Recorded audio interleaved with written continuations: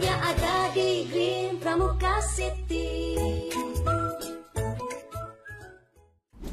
Halo Sobat GPC, kembali lagi di podcast Warna-Warni Green Pramuka City bersama saya Nelly Marlianti. Ini sekarang sudah ada narasumber kita. Kita akan banyak berbicara mengenai perempuan dan tentunya ini narasumber yang kapabilitas banget tentunya. Terus kemudian juga memang di bidangnya dan sempat juga populer nih, pasti kalian juga sempat lihat dia terpampang di mana-mana wajahnya. Kita sambut aja ya Kak Imelda Berwanti Purba. Yes, Ya. Saat ini menjabat sebagai Ketua DPP Bidang Perempuan dan Anak dan Kesehatan ya di PSI. Ya, di PSI, Partai Solidaritas Indonesia. Oke, gimana kabar Kak Imel? Oh baik Kak Nelly. Aduh, seger banget ya lihat senyumnya. Waduh, padet nih.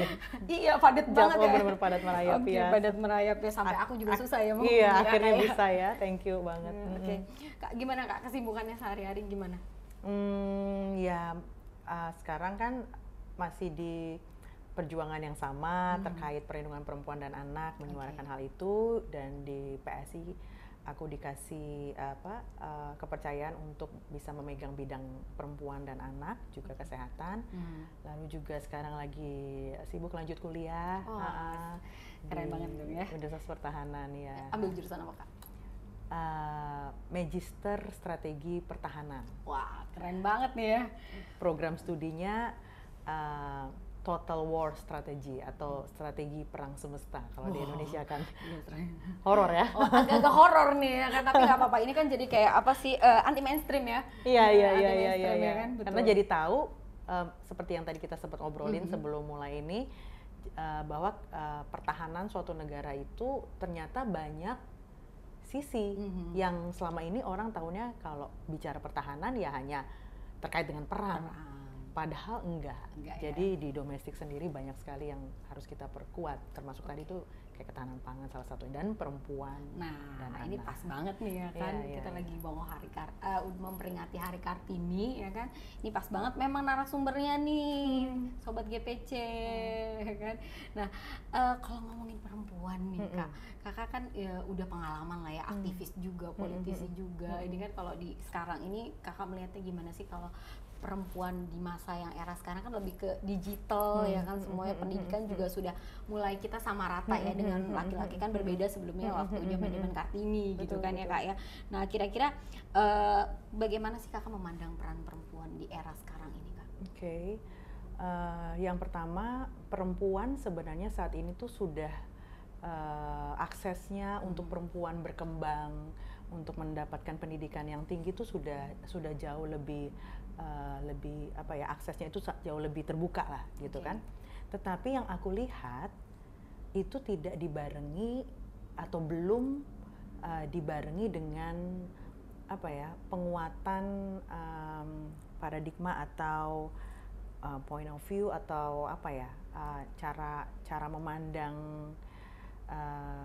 tentang keberadaan dirinya sendiri justru. Jadi masih banyak yang aku lihat perempuan itu masih dengan ajaran turun-temurun patriarki di negara kita yang takut bersuara, takut mengemukakan pendapatnya,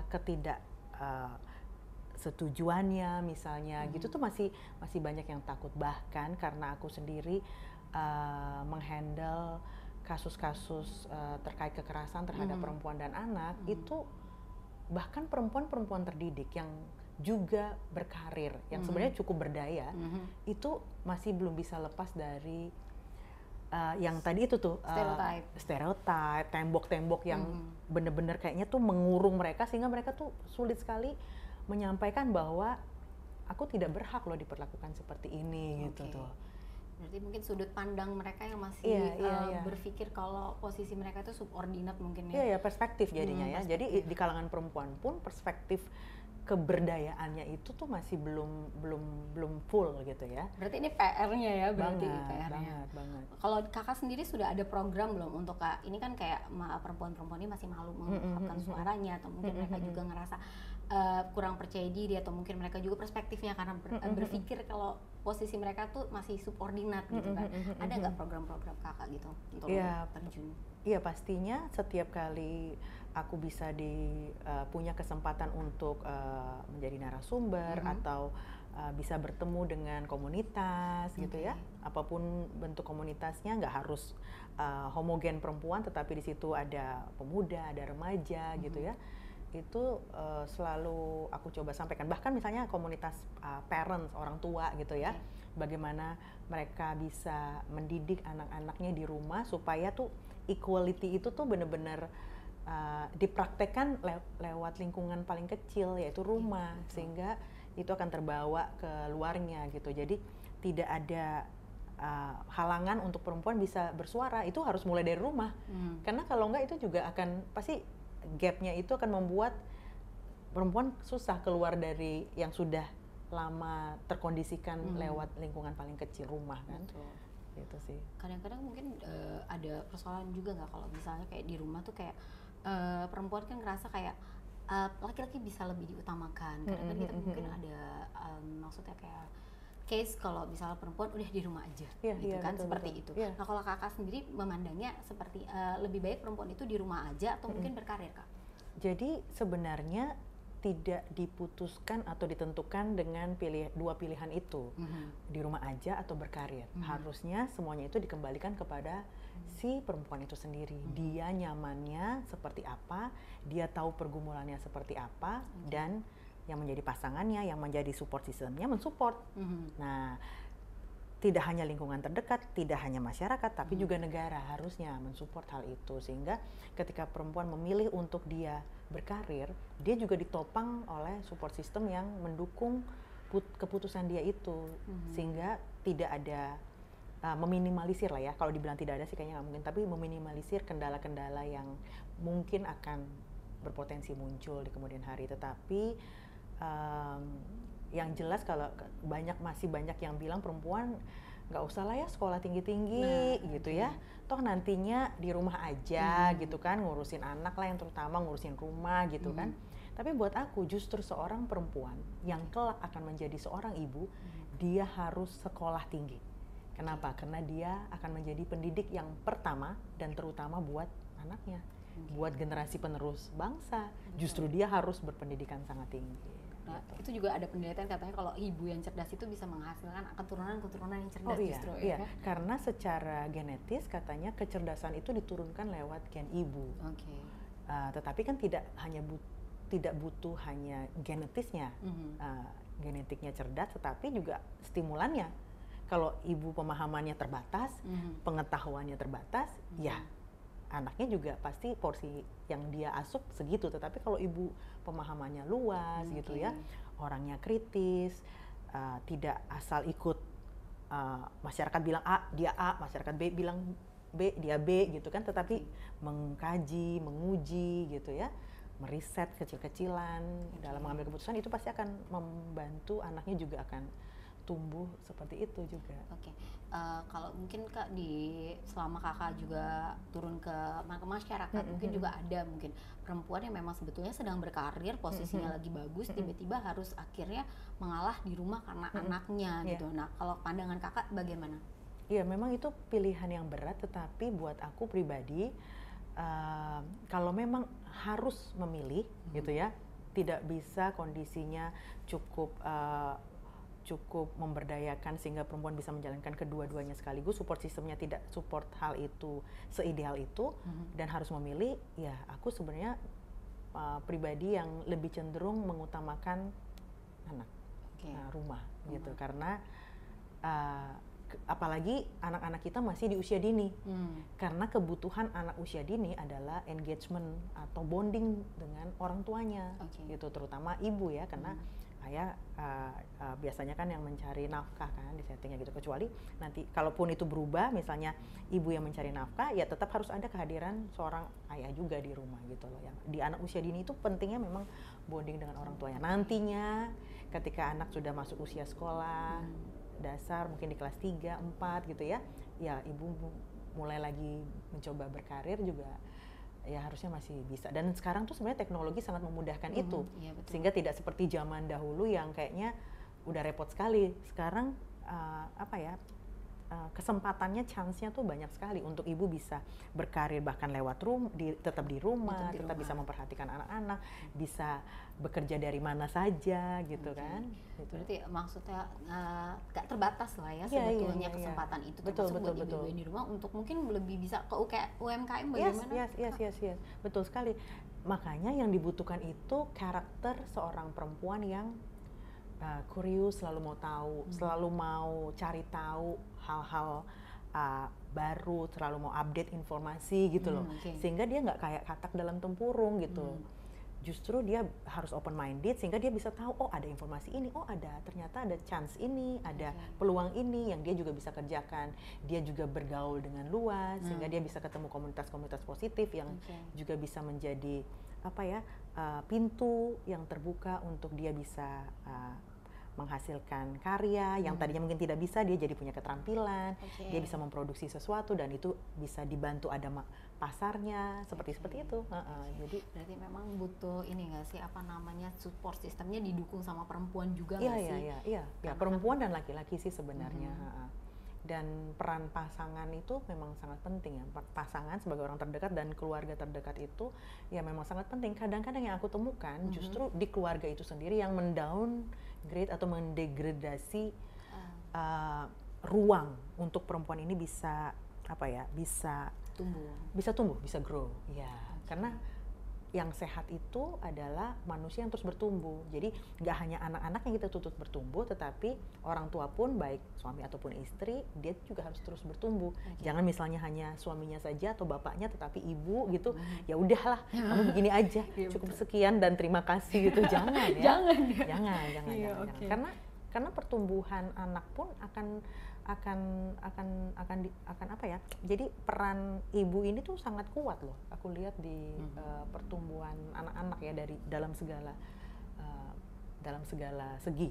Karena mungkin ibu yang lebih bonding sama anak karena gitu kan? waktunya biasanya lebih banyak, lebih bisa ngobrol gitu kan, lebih bisa luwes. Mungkin kalau sama ayah mungkin ada kan tipe ayah yang memang dia bisa juga cair sama anak-anak, tapi kan ada yang tipe ayah yang agak-agak kaku gitu kan, jadi lebih bisa ngobrol komunikasi sama ibu. Kalau untuk program-program kakak untuk pemberdayaan perempuan ini biasanya menyentuh ke pihak laki-laki kayak suaminya gitu, ada pelatihan atau mungkin pemahaman tersendiri buat mereka dikasih pemahaman untuk berjejaring ya, gitu. dengan berjejaring pastinya ya. Secara khusus tidak, tapi kami berjejaring gitu. Jadi kami berjejaring dengan komunitas-komunitas yang peduli dengan penguatan perspektif terkait support sistem yang baik untuk keberdayaan perempuan. Kami berjejaring dengan komunitas-komunitas seperti itu, termasuk yang komunitas laki-laki yang peduli dan concern tentang hal itu gitu. Ini kan kalau kita dari tadi bicarakan ini perempuan masih di posisi yang di bawah ya. Kalau misalnya perempuan yang sudah terdidik ini kan biasanya juga mereka sudah paham dengan posisinya. Kadang juga mereka juga lebih cerdas dan untuk juga ada beberapa yang ikut dalam politik ya, seperti kakak juga kemarin kan sempat ikut dalam partisipasi politik. Nah, kira-kira dalam partisipasi politik peran perempuan seperti apa, Pak? Terus terang memang masih harus terus berjuang ya, karena memang tidak mudah. Perempuan yang masuk ke politik itu barriernya atau halangan, rintangannya itu berlapis-lapis, berlapis-lapis karena ya banyak hal karena dunia politik masih dunia yang sangat didominasi oleh laki-laki kan gitu. Jadi bersyukurnya di PSI itu menjadi rumah yang cukup nyaman buat perempuan, karena perempuan itu menjadi salah satu core perjuangannya PSI.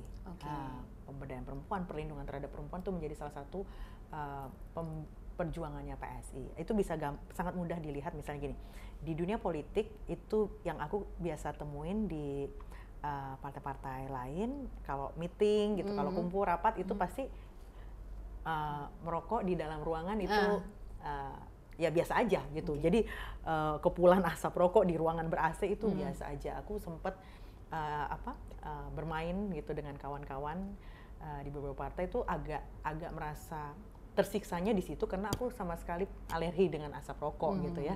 Tetapi ketika masuk di PSI nggak bisa sembarangan seperti itu. Jadi kalau mau merokok ada area khususnya. Jadi nggak bisa ruang meeting dipakai sembarangan di situ juga ngerokok kayak gitu. Jadi ruang-ruang nyaman itu tuh diciptakan karena tadi itu karena punya perspektif terkait ada toleran terus menghargai gitu ya gitu, nggak bisa suka-suka. Jadi perempuannya tuh keberadaannya tuh diperhitungkan. Berarti gitu. Sudah sadar gender. Iya gitu, misalnya seperti itu salah satu contohnya. Tapi untuk kesempatan berpolitik itu kira-kira kuota yang sekarang itu sudah cukup belum sih perempuan? Belum. Jadi misalnya ada kuota seperti kemarin itu kan itu pun tidak maksudnya SDM-nya itu memang masih sangat minim. Why atau kenapa? Itu karena ya memang berat. Perempuan masuk politik itu berat. Jadi orang yang mau mencemplungkan dirinya perempuan ya, bukan orang, perempuan yang mau mencemplungkan diri politiknya tuh kayaknya bunuh diri gitu ya. Kayaknya tuh itu udah ya buat aku ya, karena sudah merasakan langsung ya memang perempuan-perempuan yang bermental baja sih. Ya, tantangannya nggak sedikit berarti ya. Iya. Berarti dari yang apa ya, potensial pun belum terlihat gitu iya. perempuan maju. Even itu di DKI Jakarta sendiri ketika kemarin juga aku diminta untuk merekomendasikan teman-teman kader PSI perempuan atau politisi PSI perempuan untuk ikut pelatihan gitu untuk di wilayah DKI gitu ya, untuk DPRD-nya sendiri, caleg DPRD-nya sendiri. Aku mencari profilnya itu ternyata nggak mudah juga gitu loh. Jadi dan masih minim sekali gitu, dari segi pengalaman masih minim, dari segi itunya tuh masih minim. Jadi benar-benar ya memang yang mau terjun itu, jadi yang cukup yang punya kompetensi cukup sebenarnya ada, tetapi mereka bukan di politik, tapi mereka masih di dunia profesional gitu loh. Yang jelas SOP-nya, yang do and don'ts-nya jelas, yang apa reward and punishment-nya jelas gitu loh. Kalau di politik ini kan masih banyak dari kita juga belum tahu gitu seperti apa sih di politik gitu kan. Katanya politiknya kejam, Kak. Kejam, kotor, hitam, begitu-begitu kan. Nah, iya, betul. Aku juga orang yang memahaminya seperti itu waktu aku belum masuk ke PSI ini ya.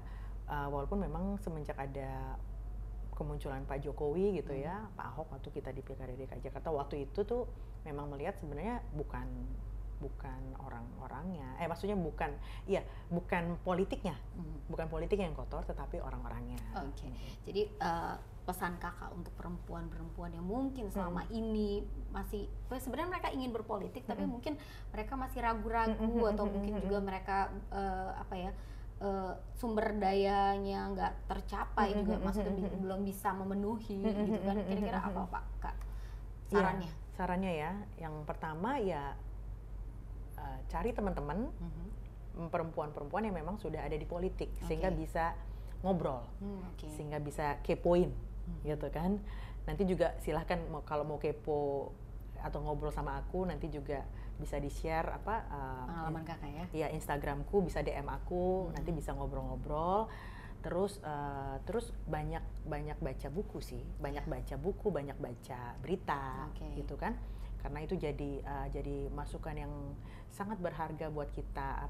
Literasi itu penting, itu dua. Jadi tadi pergaulan, lingkungan, sama ya itu tadi banyak baca buku literasi dan terus upgrade skill kita, pengetahuan kita. Yang namanya belajar itu buat aku itu never ending story sih. Setiap manusia yang sehat itu harus terus bertumbuh. Jadi harus terus grow gitu. Aku sependapat sama kakak. Yes, betul. Ya, karena memang kita sebagai perempuan harus berliterasi ya Kak. Iya. Ya, itu dia. Terlepas kita di rumah aja atau kita berkarir, kita memang tetap harus mengutamakan informasi. Jangan salah loh. Ini aku harus luruskan satu hal yang kebanyakan orang kita tuh taunya menjadi ibu rumah tangga itu adalah pekerjaan dengan grade sekian di bawah gitu ya. Betul. Buat aku menjadi ibu rumah tangga itu adalah pekerjaan dengan grade paling tinggi. Karena kalau kita harus merupiahkan pekerjaan seorang ibu rumah tangga, berapa bisa bayar coba? Nggak bisa. Karena semuanya ada di Ibu, dia, betul. di dia. Manajemen keuangan di dia. Betul. apalagi manajemen SDM. Oke. Dia mendistribusikan dengan mungkin ada pekerja rumah tangga di dalamnya, siapapun itu gitu kan. Terus manajemen apa lagi nih?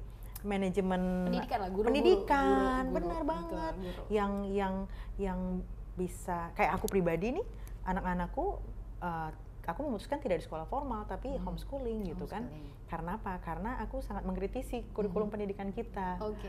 Aku punya versi ideal. Oh, pandangan tersendiri lah ya. Iya, sehingga aku bisa ambil yang bagus dari mana, ambil yang bagus dari mana. Nah, itu kan peran seorang ibu tadi kan sebagai headmaster, penentu kurikulum gitu kan.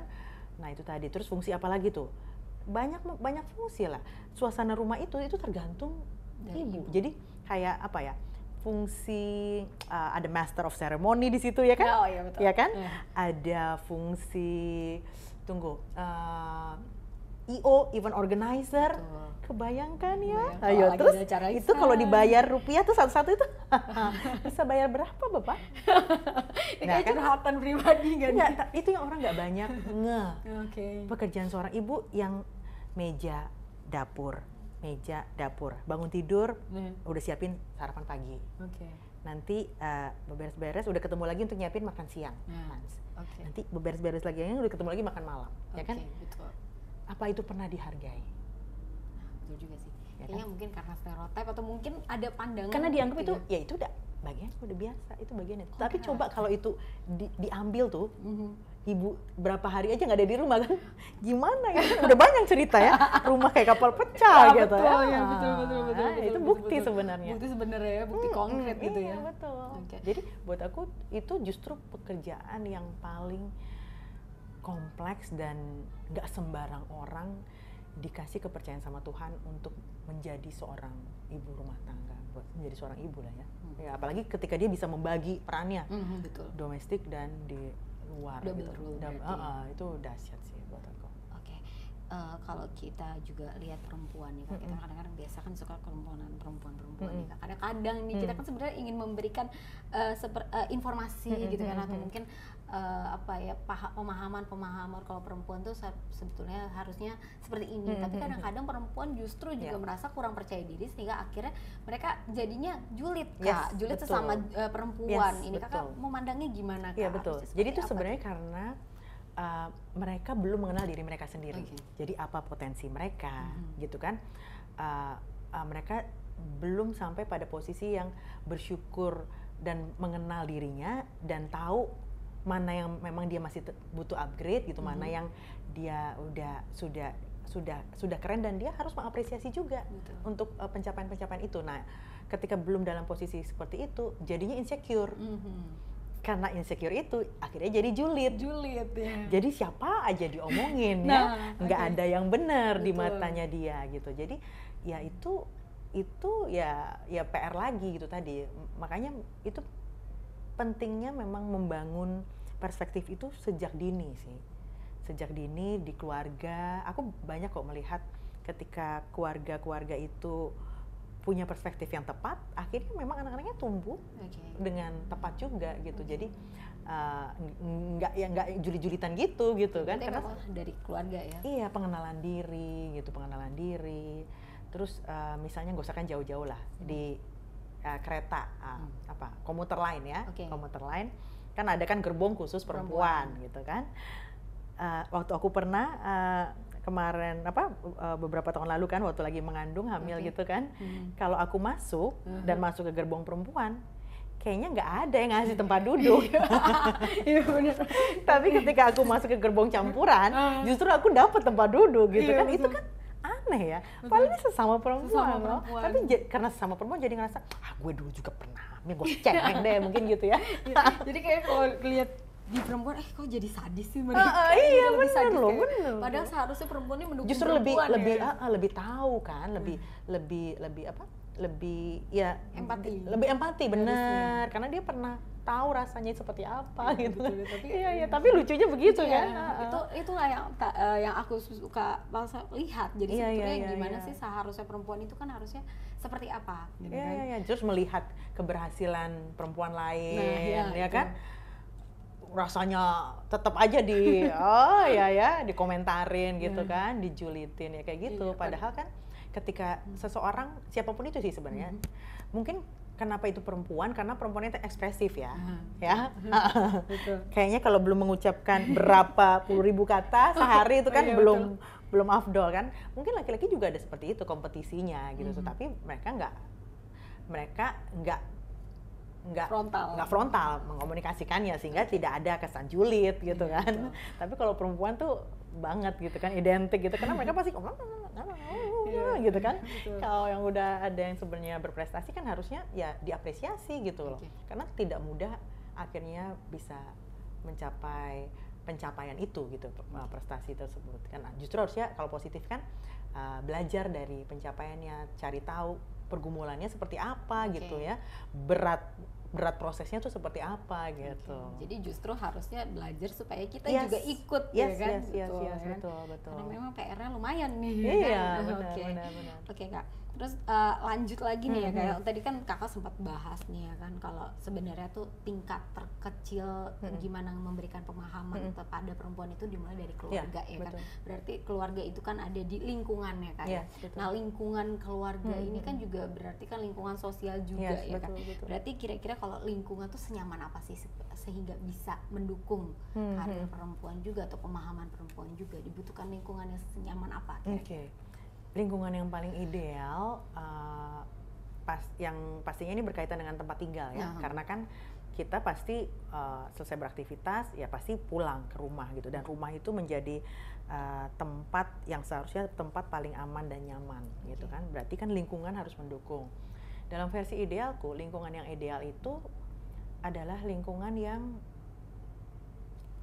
hubungan dengan tetangganya baik gitu loh. Maksudnya ada interaksi yang sehat gitu ya, ada relasi yang sehat, dan kalau itu bisa dibangun oleh komunitas di lingkungan itu ataupun oleh pengelola ya, pengelola kan estate management gitu kan, atau ketua RT-nya misalnya kan, kalau di yang bukan perumahan gitu kan.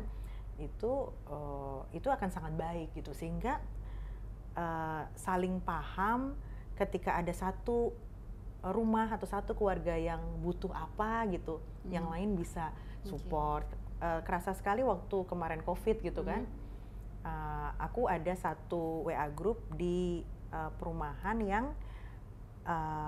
yang isi keluarga-keluarga atau yang tinggal di dalam perumahan itu benar-benar punya willingness to help-nya tuh yang kekerabatannya tuh yang terbangun banget gitu. Jadi misalnya ada satu yang kena COVID, nanti bisa bergilir, aku yang prepare ini ya, aku yang prepare ini ya. Terus itu gitu seterusnya seperti itu. Terus misalnya anak-anak ada yang biasanya kan ada yang di kelompok usia yang sama gitu kan. Nah, itu misalnya anaknya mau les panahan, ada yang mau juga nggak ikutan gitu kan, jadi bisa barengan, jadi dibangun komunikasi atau komunitas yang seperti itu tuh baik adanya, selain pastinya fasilitas yang ada di dalam lingkungan yang mendukung gitu. Jadi yang pertama sih buat aku orangnya dulu, jadi orangnya, warganya dulu nih. Sehingga ketika ada community relation ya yang membangun itu baik sekali gitu. Kalau untuk di Green Pramuka City sendiri, kakak melihat fasilitasnya udah bagus belum Kak? Seperti apa sih? Kenapa memutuskan untuk stay di sini juga, itu salah satunya karena lokasi dulu. Lokasinya tuh strategis, ada di tengah kota kan. Ini Jakarta Pusat gitu kan, dan dekat dengan public transportation gitu, seperti bus Transjakarta gitu kan, hanya tinggal selangkah gitu. Lalu sebentar lagi mau ada LRT gitu. Kita menuju stasiun komuter lain juga dekat ke Jatinegara atau ke Manggarai gitu, atau ke Keramat gitu kan. Jadi dekat, dan apalagi sekarang didukung ojek online ya kan. Lebih mudah lagi. Lalu di sini juga ada mallnya. Oh, iya. Jadi mau butuh apapun kita mudah sekali tinggal ke mall. Jadi nggak perlu punya kulkas yang besar, Oke. nyetok banyak gitu, Oke. karena dapurnya ada di bawah. Oke. Jadi Bisa ke Lotte Mart gitu ya, supermarketnya, dan banyak pilihan di sini, nggak hanya Lotte Mart, ada Indomaret, ada Alfamart gitu ya. Jadi ketika Lotte tutup, ada yang buka 24 jam juga kan, kalau kita butuh hal-hal yang emergency gitu. kemudian juga di sini kakak tahu kan di sini juga ada UMKM-nya juga ya kan? Oke, Iya, iya, UMKM. yang kalau bazar itu Nah, ikut ya, bazar iya, itu, iya, itu kan iya. biasanya perempuan-perempuan tuh yang Iya, ngisi tuh iya, kak, betul, ya betul, kan? betul. Nah, kira-kira pandangan kakak gimana sih? Karena kan sudah ada fasilitasnya Iya, sebetulnya iya, kan? iya. Itu bagus sekali, bagus sekali. Sudah ada yang memfasilitasi untuk itu bisa terwadahkan gitu ya. Tinggal perlu dikembangkan lagi supaya lebih banyak warga yang tahu.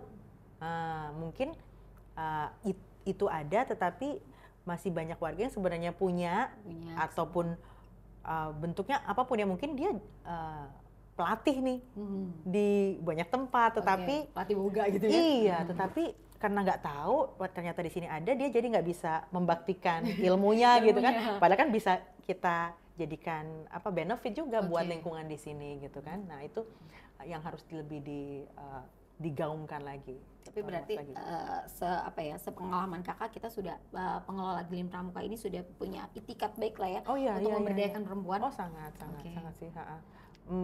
Jadi maksudnya kan itu selalu dimulai dari political will, good will. Jadi willnya dulu ada, niatannya ada, sehingga caranya bisa dicari. Kalau niatannya ada nggak ada, jadi kan itu dimulai dari perspektif. Ketika sudah ada perspektif, ada awareness, ada kesadaran, ada awareness, ada political will, ada willnya, ada actionnya, diupayakan.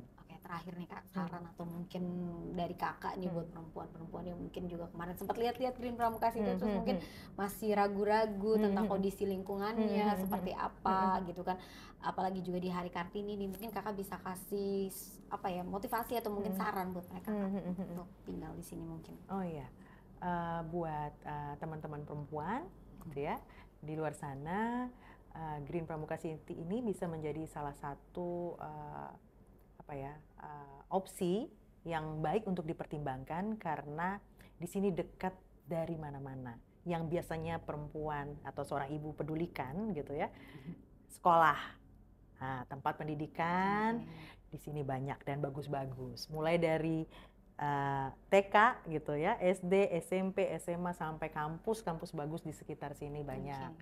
Lalu juga rumah sakit. Dekat sekali, dan rumah sakit bagus gitu ya, nanti bisa dikepoin sendiri. Itu kedua. Lalu ketiga, pasar dan supermarket ya, mall gitu. Jadi pasar tradisional dan pasar modern juga ada. Jadi itu kan yang sangat memudahkan ya.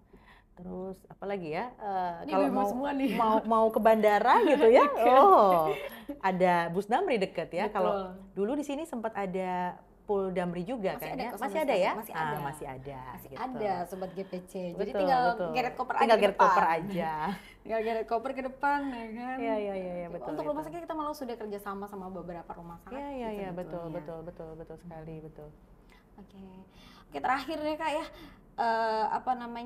kalau untuk perempuan sendiri nih kak, dari kita kan dari tadi sudah ngomongin perempuan gitu kan, semangatnya kak untuk perempuan Indonesia kak, khususnya di lingkungan Gleam Pramuka City ini kan banyak perempuan. Kira-kira pesan kakak buat penghuni di sini apa kak? Oke, buat teman-teman penghuni Gleam Pramuka City, terkhusus perempuan, tadi itu tetap grow, bertumbuh gitu kan, cari dan kepolah dengan banyak informasi positif gitu ya. Bisa lewat tetangga gitu, atau komunitas yang ada di Gleam Pramuka City. Bergabunglah dengan komunitas yang ada, berinisiatiflah gitu untuk cari tahu gitu, jangan menunggu, jangan pasif, dan terus belajar, upgrade diri, upgrade skill, upgrade knowledge gitu ya, supaya kita bisa berjejaring dan bisa support each other gitu. Kan makasih banyak loh Kak Imel Terima kasih, waktunya sama-sama. ngobrol-ngobrol di podcast Green Pramuka City. Sama-sama, ya kan? Kakak. Aduh, senang banget nih. Aku bisa berbagi pengalaman lah ya. Iya, Semoga iya. juga teman-teman atau sobat Green Pramuka City di luar sana juga terhibur dengan podcast kita dan pengetahuannya juga bertambah dengan Iya, ada iya, podcast iya. kita ini. Oke. Sampai di sini dulu, jumpa kita di podcast Warna-Warni Green Pramuka City. Saya Nelly Marlianti akan pamit, nantikan podcast selanjutnya yang lebih menarik lagi. Dadah!